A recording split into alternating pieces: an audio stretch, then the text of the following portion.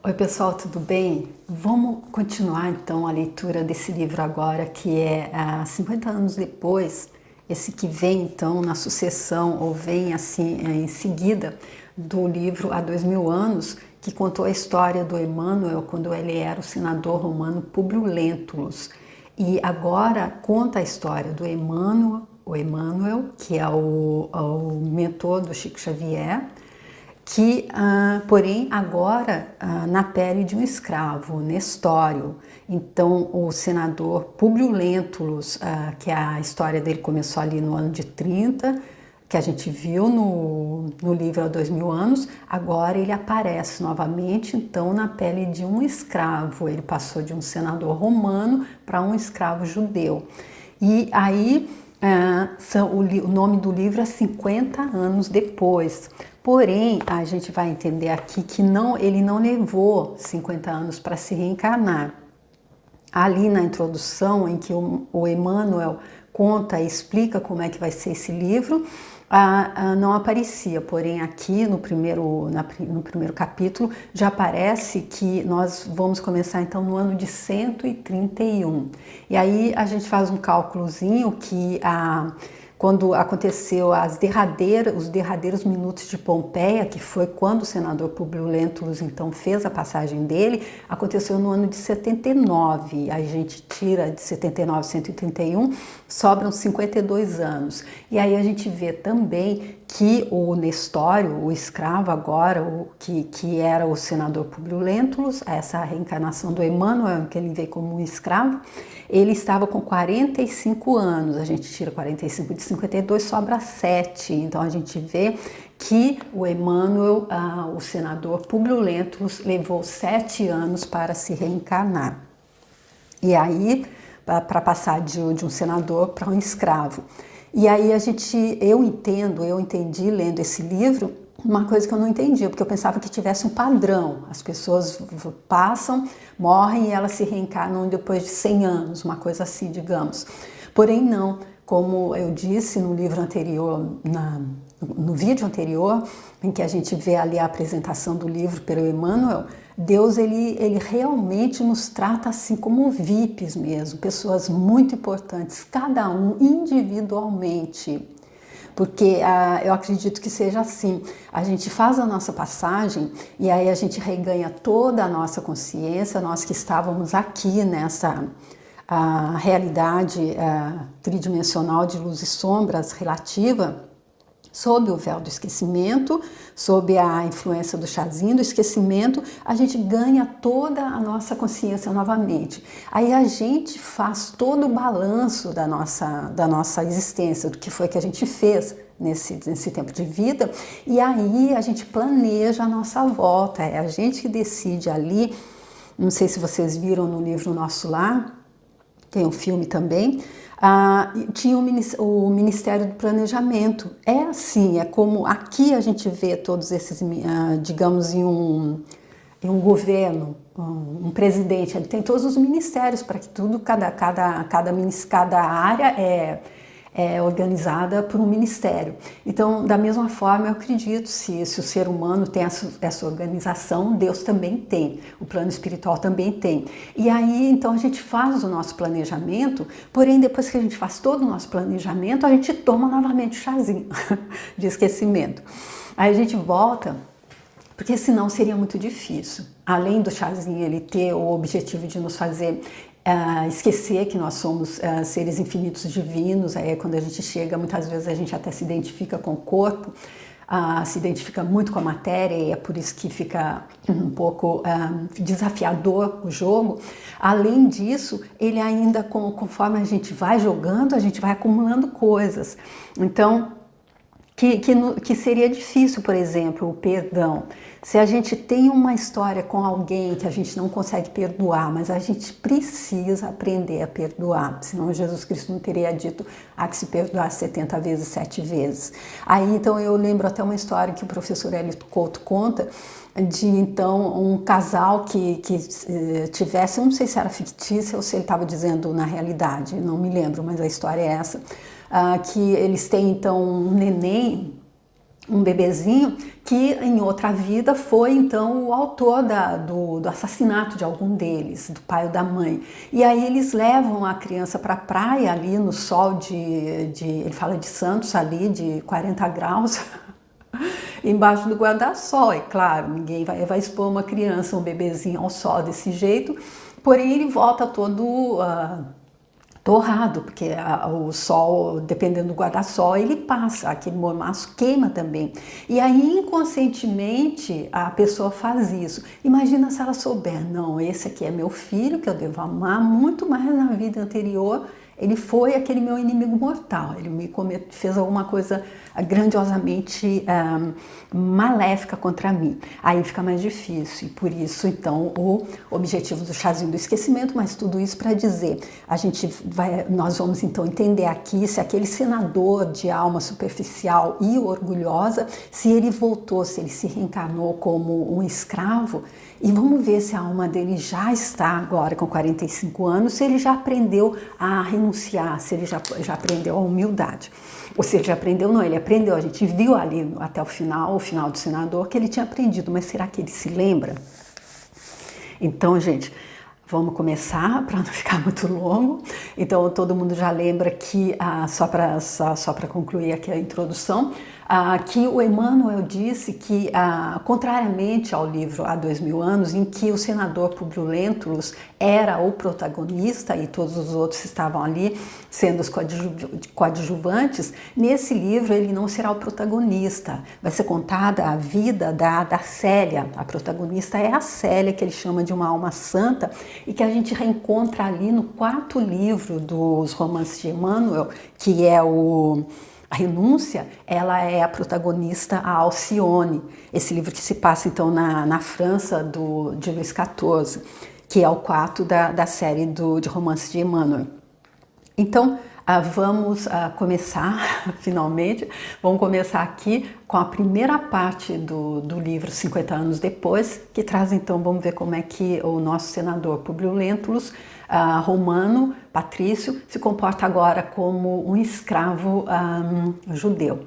E eu peço a Jesus Cristo que possa me abençoar novamente para essa nova etapa desse novo livro, que eu possa fazer a leitura da forma mais fluida possível, mais compreensiva possível, e que eu possa ser, até quem sabe, que eu possa ser inspirada por Emmanuel e o Chico Xavier, porque é Chico Xavier que está também psicografando esse livro, para fazer os comentários, que se eles venham, que seja para ajudar na compreensão e não ao contrário. Se eles forem só para florear e não forem importantes na compreensão, que eu não os faça. Obrigada, Jesus Cristo, e que você que está me acompanhando, você possa tirar o máximo de proveito desse, que é um livro que o Emmanuel explica aqui para a gente. Olha, ele diz que a gente já tem amado e sofrido muito, que algumas vezes experimentamos o sopro frio da adversidade enregelando o nosso coração, e de outras nos feriram a alma bem intencionada e sensível a calúnia ou o desengano,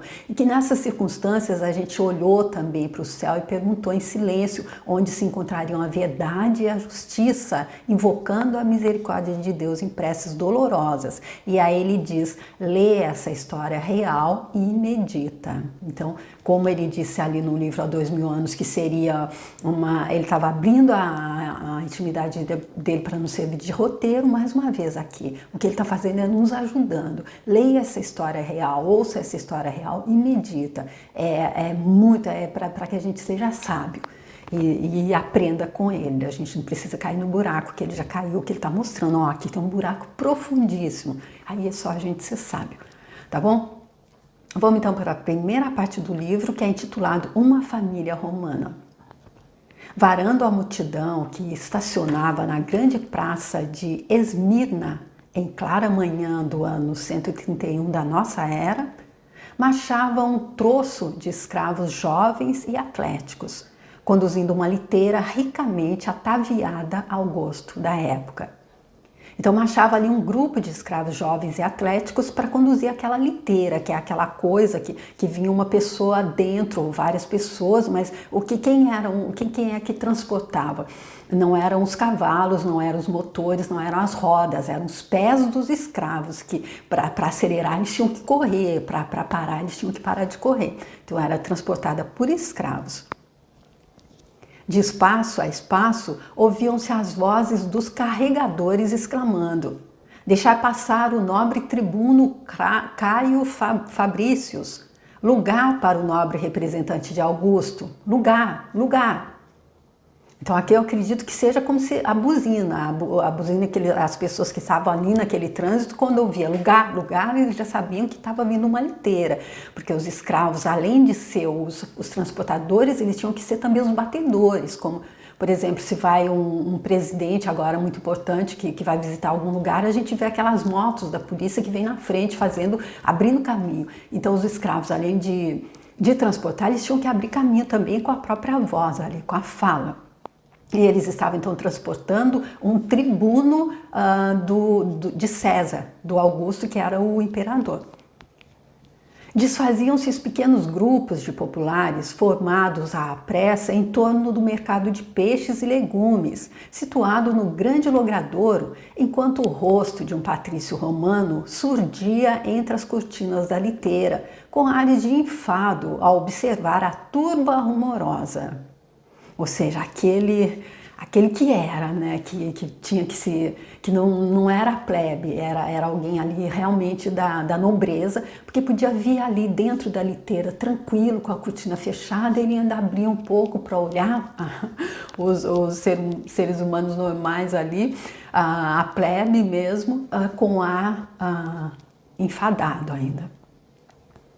Seguindo a liteira, caminhava um homem dos seus 45 anos presumíveis, deixando ver nas linhas fisionômicas o perfil israelita, tipicamente características, e um orgulho silencioso e inconformado. A atitude humilde, todavia, evidenciava condição inferior e, conquanto não participasse do esforço dos carregadores, adivinhava-se-lhe no semblante contrafeito a situação dolorosa de escravo. E aqui então, apesar de não ter aparecido o nome ainda, a gente já identifica o nosso querido senador Públio Lentulus. E aí a gente vê que aqui, sob o chá de esquecimento, apesar dele ter visto que era isso que ele precisava, ter uma atitude humilde, a gente vê que ele está ali tipicamente com uma característica e um orgulho silencioso e inconformado. Então, parece no início do livro que não é ainda dessa vez que o nosso querido senador Públio Lentulus, o nosso querido Emanuel, entendeu tudo. Respirava-se à margem do Golfo Esplêndido o ar embalsamado que os ventos do Egeu, que é o mar, traziam do grande arquipélago, as ilhas então. O movimento da cidade crescera muito naqueles dias inovidáveis, sequentes à última guerra civil que devastara a Judéia para sempre. Então, com relação a essa última guerra civil que ele está falando, eu fui buscar aqui no Google e vi que depois daquela guerra que teve até um capítulo inteiro do livro Há 2000 anos, que foi a destruição de Jerusalém, que se deu entre 66 e 73, teve mais duas, pelo menos até esse período aqui que ele está dizendo, que a segunda foi chamada a Quitos, que foi de 115 a 117, e a terceira, que foi a revolta Baco-Quedas, que devastou a Judéia para sempre. Milhares de peregrinos invadiam-na por todos os flancos, fugindo aos quadros terrificantes da Palestina, assolada pelos flagelos da última revolução aniquiladora dos derradeiros laços de coesão das tribos laboriosas de Israel, desterrando-as da pátria. Então a gente vê ali que os judeus eles eram divididos ali em tribos, então foram se aniquilando esses laços então de coesão entre eles, porque eles foram sendo desterrados da pátria. Remanescentes de antigas autoridades e de numerosos plutocratas, que são aqueles super ricos, né, de Jerusalém, de Cesareia, de Betel. Betel quer dizer em hebraico quer dizer casa de Deus. e de Tiberíades ali se acotovelavam famélicos por subtraírem-se aos tormentos do cativeiro, após as vitórias de Júlio VI Severo sobre os fanáticos partidários do famoso Bar Cosiba.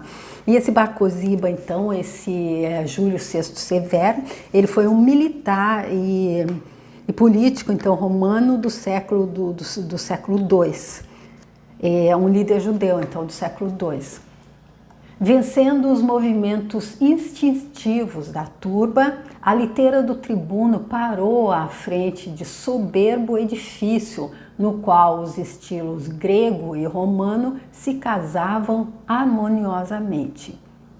Ali estacionando, foi logo anunciado no interior, onde um patrício relativamente jovem, aparentando mais ou menos 40 anos, o esperava com evidente interesse. Por Júpiter, exclamou Fabrícios, abraçando o amigo Elvídio Lúcius. Esse Elvídio Lúcius que é o Pompílio Crasso, aquele que o Emmanuel diz ali na introdução, no vídeo anterior, na introdução do livro, que foi o único da época do senador Públio Lentulus, então, que está aqui com ele nessa nova fase, que se reencarnou com ele e que tá ali fazendo parte da história dele. Então, ele que é, então, essa pessoa que está recebendo, então, o Fabrícios, o Caio Fabrícios, que está vindo, então, ali da Palestina. Por Júpiter, não supunha encontrar-te nessa plenitude de robustez e elegância, de fazer inveja aos próprios deuses. Ora a ora, replicou o interpelado, em cujo sorriso se podia ler a satisfação que lhe causavam aquelas expansões carinhosas e amigas.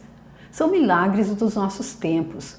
Aliás, se há quem mereça tais gabos, és tu, a quem Adonis sempre rendeu homenagens.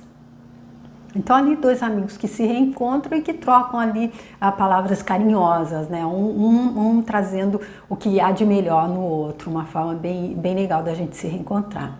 Neste ínterim, um escravo ainda moço trazia bandeja de prata, onde se alinhavam pequenos vasos de perfume e coroas da época, adornada de rosas.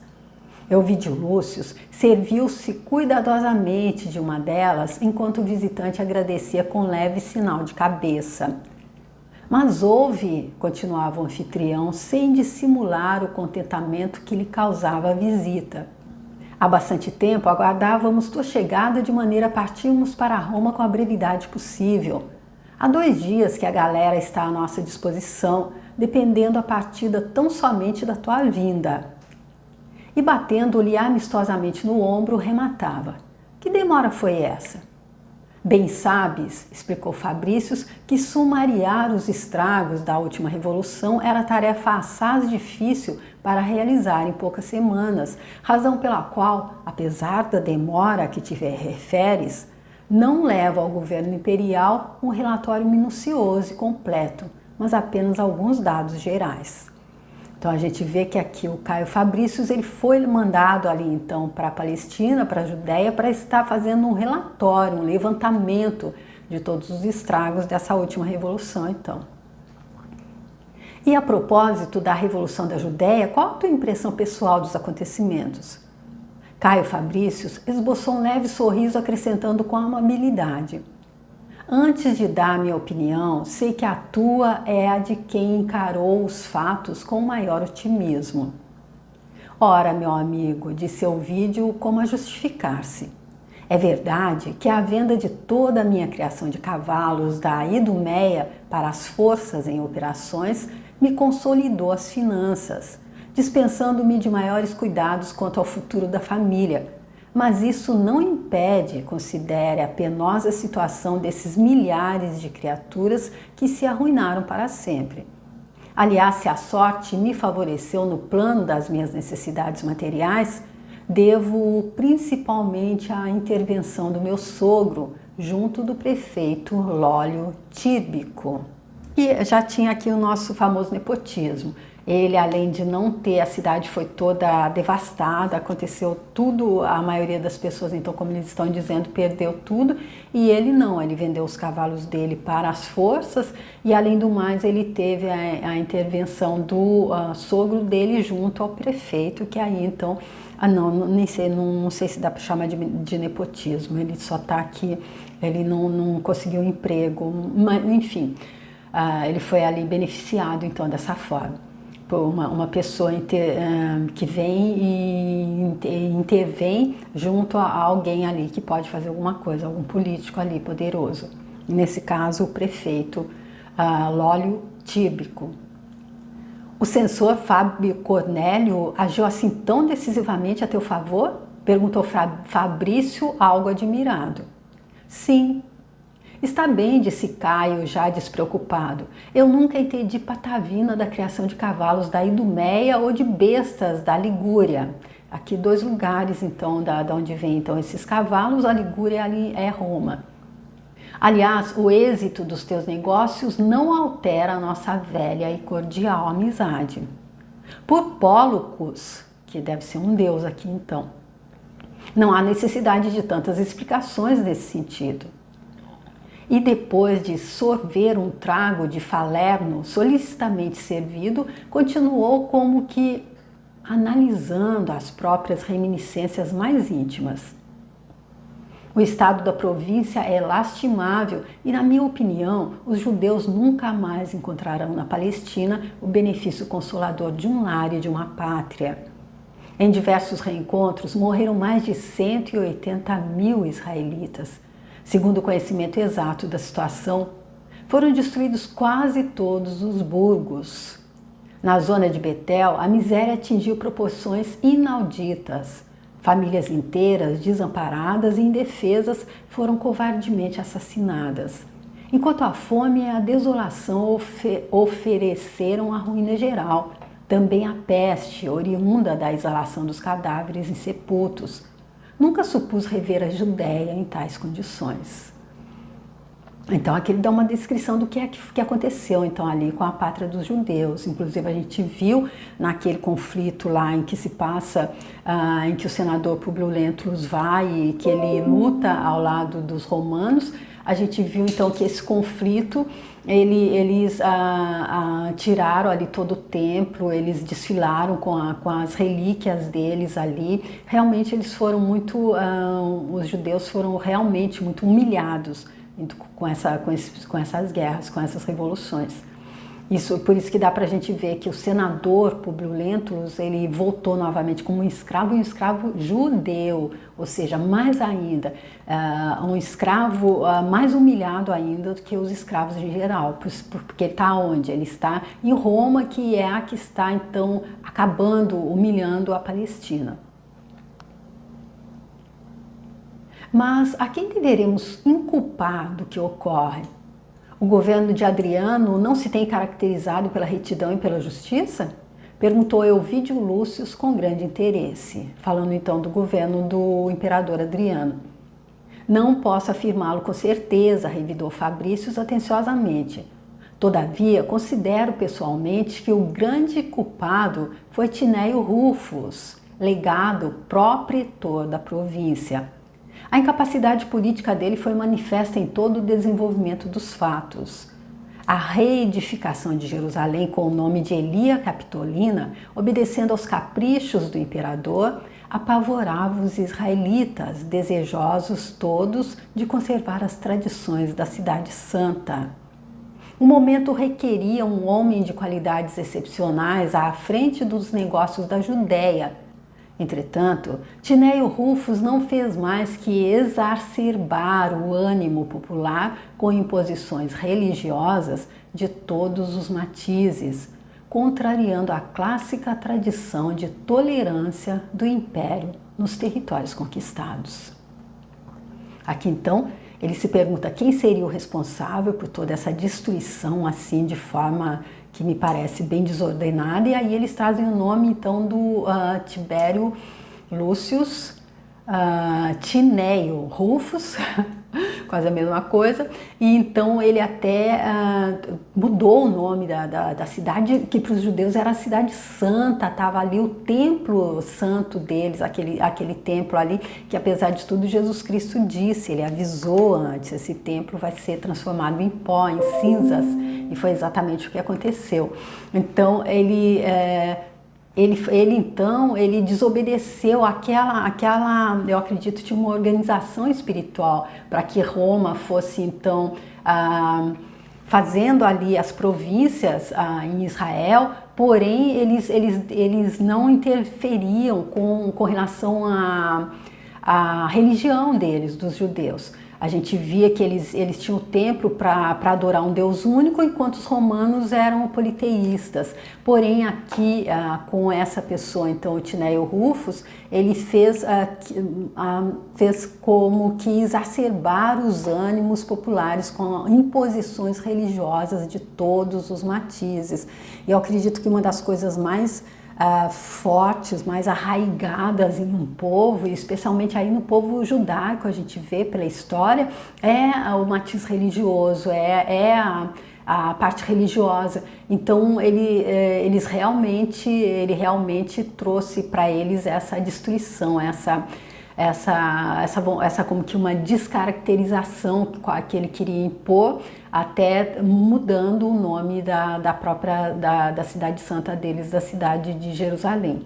E aí então vamos ver, gente, como é que continua essa nova saga do senador Públio Lentulus, agora como o escravo Nestório, que a gente viu por uma pequena pincelada que Emmanuel deu, que ele continua também uma alma vaidosa e orgulhosa, uma alma superficial, como foi classificado no livro Há 2000 anos pelo próprio Jesus Cristo.